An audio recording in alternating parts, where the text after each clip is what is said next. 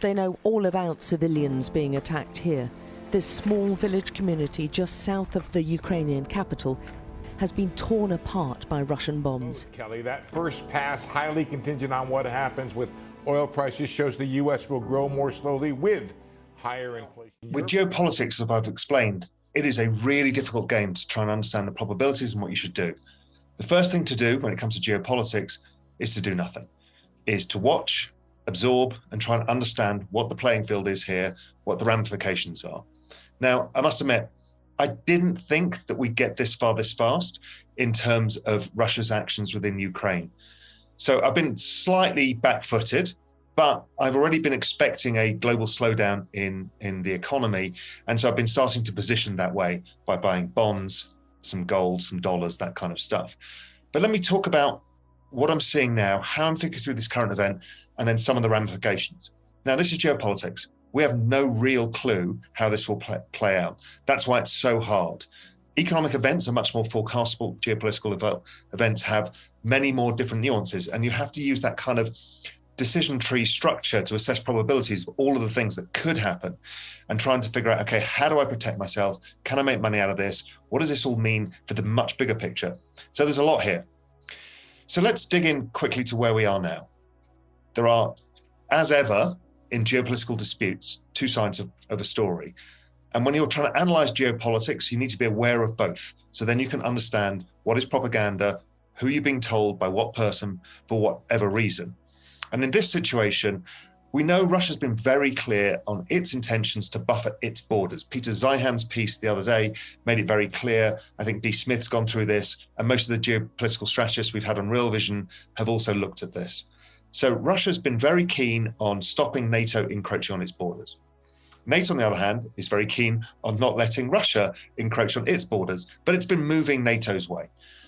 And this whole game has been played out for some period of time. I've written this up in GMI and written it up in Macro Insiders, or Real Vision Pro Macro, is this whole situation that we saw started with Chechnya, then moved to Crimea. This Ukraine story was the Crimea story. Then it's these splintering states. Then it's Ukraine itself.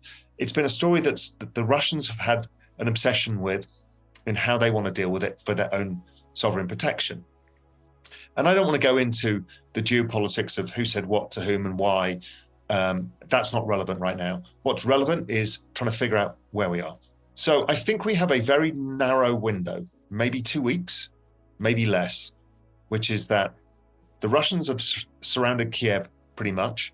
Now, we understand that the supply chains are not good, but we also understand the Russians have done this a lot of times before with bad supply chains. It's pretty common, and sheer brute force is how they do it. So they're surrounding Kiev now, and what happens in the next few days or couple of weeks is vital. You can see the Israelis have been negotiating on both sides. Maybe there's a negotiation to be had here, and the negotiation would be something like, and again, we don't know because this is geopolitics and there's a lot of different national pride and a lot of consideration, global consideration, all in this. But let's assume that they can agree a ceasefire, agree some sort of splitting up of Ukraine. So they allow the splinter states. Then maybe they say, well, the government can move and have its own Ukraine, but over towards the west side. And the Russians put a new government in eastern Ukraine. They have West Ukraine, East Ukraine. Something of that sort kind of solves a lot of the problems, although obviously it's still not a good situation. And we'll come on to the big picture still later. But that could see a de-escalation. Case number 2 is that the Ukrainians don't negotiate, don't surrender, and the Russians level Kiev, which I think is the highest probability case. Again, I find it really tough to assess the probabilities, but in my mind, that's what I think the most likelihood is. Then the Russians say they've got 2 choices. One is to keep Ukraine as Ukraine, or the other thing they've been threatening is take away its sovereignty, which is Russia takes over Ukraine. They either put in a puppet government, it might be too late for that now, or they take it over. Okay, that is a bad situation, a really bad situation, because clearly sanctions are not going away. NATO is going to amass weapons and defenses on the borders. Tensions are going to be extremely high. and the food crisis is going to be writ large. So in scenario A, the food crisis still happens. We still go into a global recession. I think that's almost a certainty now. We were going there anyway, and now this is exacerbating it, and that's not going to go away. I think we're going to miss the harvest season in Ukraine. I don't think there's going to get a chance to harvest when you're at war, and then the planting season gets missed as well. Then we've got the situation with fertilizers, etc. It may be a very difficult agricultural season globally. So that's one. On the second situation, if the sanctions are in place longer, now we've got a full splintering of supply chains that has to happen, and it's forced to happen in a period of time. That is a nightmare situation where Peter Zeihan's world of really dramatically increased food prices leading to civil unrest, crime, all of the things on a global basis is pretty likely. That's really ugly. The issue is the government's run out of dollars to pay for that. So they just didn't buy enough gas. So there's not enough gas for the country. These are the kind of linkages that happen in situations like this. If Russia remains out of the global system, which looks increasingly likely, then we probably have a big liquidity problem. And that spits around the world in various ways, whether it's countries who are trying to get access to dollars, banks trying to get access to dollars, or whether it's credit spreads widening as people pull back, trying to assess the risks that are going on. And we don't really know. I mean, how does it affect Egypt? How does it affect the Middle East at large? How does it affect all sorts of countries? Again, we don't really know yet.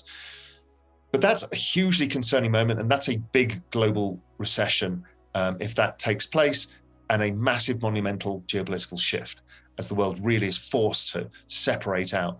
China starts separating out. And again, we'll come to a bit more of that in a sec. Scenario 3 is the worst case, which is, I think that Russia has made it clear that if you oversupply Poland with weaponry to give to Ukraine, then they're going to consider Poland as part of the war. This is Peter Zeihan's point about a potential invasion of Poland. I put that at a low probability, but what the hell do I know? If that is the case, then okay, this is now the worst case situation, because this is NATO versus Russia in a full war. The other issue in the geopolitics is everybody has now learned that the dollar is a liability and not an asset. So, i.e., dollars can get taken away from you at will. So, even though it looked like a very smart move to weaponize reserves and the financial system, what is actually happening is you are now forcing the de-dollarization of the world. Now, my view on that is that's a slower process. Obviously, Russia just got thrown out, but they've been planning for it. Let's be absolutely clear. Russia's been planning for it. They probably didn't imagine it this fast, this apocalyptical, but the Chinese will be planning it too. The central bank digital currency is part of that planning. So everybody wants to move away from the dollar. And right now, the instant thing that any central bank can do is own more gold. So I think this is a very bullish gold environment for central banks, because that's what they do. It's an asset that they're comfortable with. I also find very concerning at a geopolitical level that we have frozen the assets of people that have not been tried in any sort of court. Now, it depends whether there's a confiscation going on here or freezing of assets. It depends on EU law and who's taking what. But it tells people that property ownership is not something that they perceive. If you own a property that's not in your jurisdiction, you don't own it. So I think that is, again, a shift that's going to take people's mindsets. Obviously, all of these trends are very bullish for Bitcoin particularly, but the crypto world overall over time. Now, crypto trades both as a risk asset and a store of value. The store of value element is becoming predominant right now and very clear. The risk aspect, well, it's a bloody risky world out there. So let's wait and see.